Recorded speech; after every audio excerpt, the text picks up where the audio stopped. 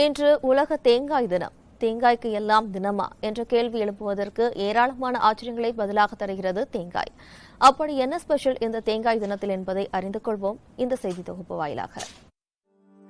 தெங்கு என்று சங்க இலக்கியத்தில் குறிப்பிடப்படும் அளவுக்கு 2000 ஆண்டுகளாய் தமிழர்களோடு இரண்டர கலந்து வரும் ஒரு பொருள்தான் தேங்காய். ஆனால் இதன் பிறப்பிடம் என்னவோ இந்தோனேஷியா என்று கூறுகின்றனர்.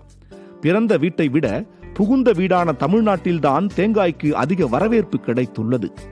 தேங்காய் விளைச்சலில் தமிழகம் இந்திய அளவில் முதல் இடத்தை பெற்று விவசாயிகளின் உற்ற தோழனாக விளங்குகிறது.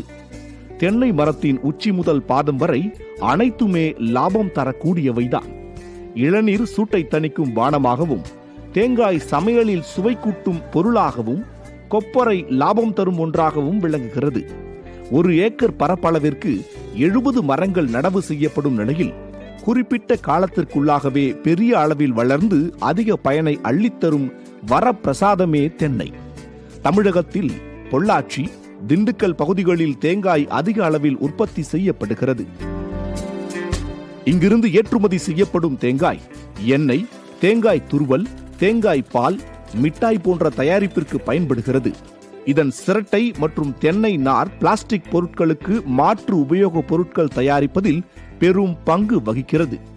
டீக்கப், அழகு சாதன பொருட்கள், கயிறு என பல்வேறு உபயோக பொருட்கள் இதன் மூலம் உற்பத்தி செய்யப்பட்டு வெளிநாடுகளுக்கு ஏற்றுமதி செய்யப்படுகின்றன.